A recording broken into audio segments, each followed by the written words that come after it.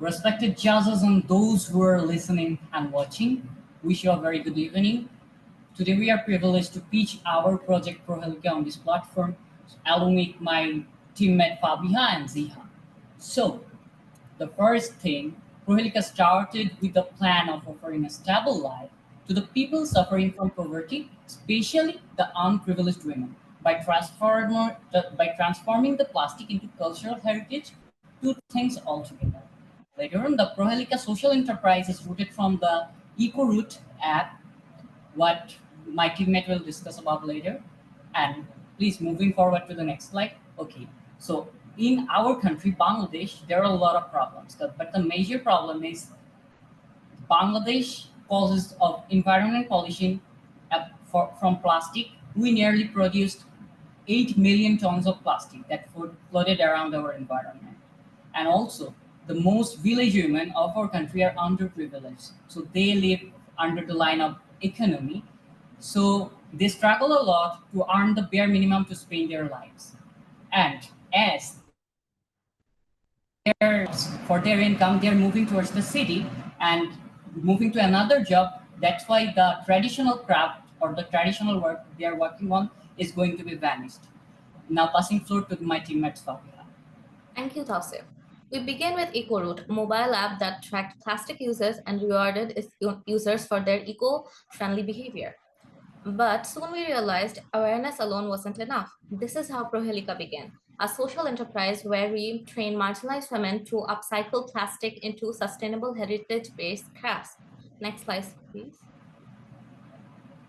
This is where the true ripple begins. Over 200 women have trained to turn plastic into jewelry, decor, and cultural heritage pieces.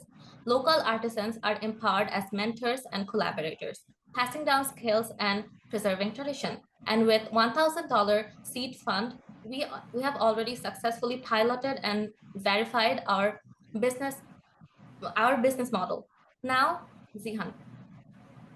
Thank you, Fabiha. So this is how it works. Various plastics are collected from local areas, which are then transformed into beautiful things.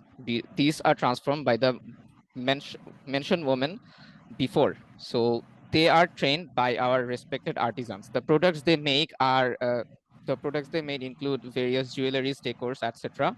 Finally, after the product is created, they are sold, and the profit is shared with the mentioned women before and the company. All right, guys, we are here at the very end of the presentation. So as we are working with the underprivileged women and uphold our traditional works, so we dream to scale Prohelika across Bangladesh and beyond, and strengthening collaboration between women and the local artisans or the artisans, and forge our partnership with eco businesses and cultural institutions. And lastly, we want to establish Prohelika as a global model of circular economy and cultural sustainability. Thank you for listening to us. With this, I'd like to conclude. Thank you. Thanks to all. Lovely, well done. Thank you. Michelle, let's start with you for the first question. Very, very interesting concept. I'm concerned about the safety of the collection of the initial plastic.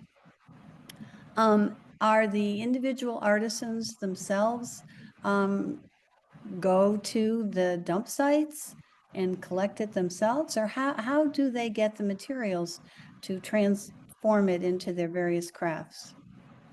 Okay, so basically, as we are an organization, we have volunteers, and each month at a specific date, first of all, we locate a community where there are plastics, like tons of wasted plastic. We collect from there, and then we have a quote unquote, it's a warehouse, it's a small place where we first clean them, and then we deliver it to our artisans, and that's how they can start making it.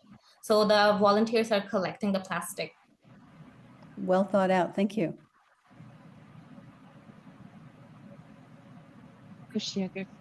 Yes. So how did you came up with this idea for the business model and this community type of work? Okay, so basically where I came from, I have always seen my mother and grandmother doing crafts, or specifically Nokshikatha. It's basically a traditional how to describe it. It's a traditional craft from Bangladesh, and it has always inspired me. And also I have my tiny store where I also make traditional jewelries, and I wanted to I wanted everyone to actually experience our heritage. That's where I came up with it. As as a person who's very passionate about the environment, we wanted to do something with the environmental as well. And once during a community visit, we actually saw kids playing with plastics, and they created many toys. And that's how the idea came, that if they're doing something with the plastic, maybe we can too, but that is for the community. And as a woman in Bangladesh, we are very underprivileged. No matter where you are from, or like how much money you have, it doesn't really matter, because at the end of the day, we're women, and and like the underprivileged women, they don't have anything on their own.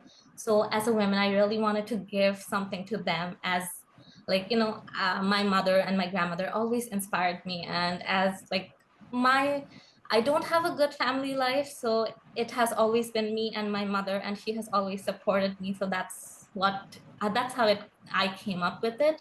So I can say that my mother was my inspiration. As a single mother, she raised me and my younger brother. Thank you so much. Thank you for sharing that. If I could follow up a question. So this is culture thing, that you working as a community and working for the community and sharing benefits from the community, yes? Yes, absolutely. Okay. It's not necessarily Western model, but I met this model in India before. Thank you very much. All right, thank you so much. Can I follow up with, have you been able to sell the items? Do you have any sales reports or anything like that?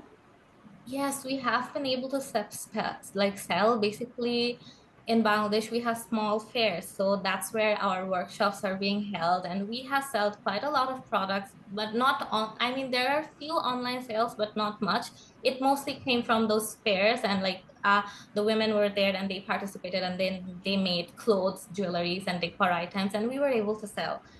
Yeah, and we shared the profits with them, and they were really excited and happy, because that was their like first income. So that was we are very delighted to see that. Thank you.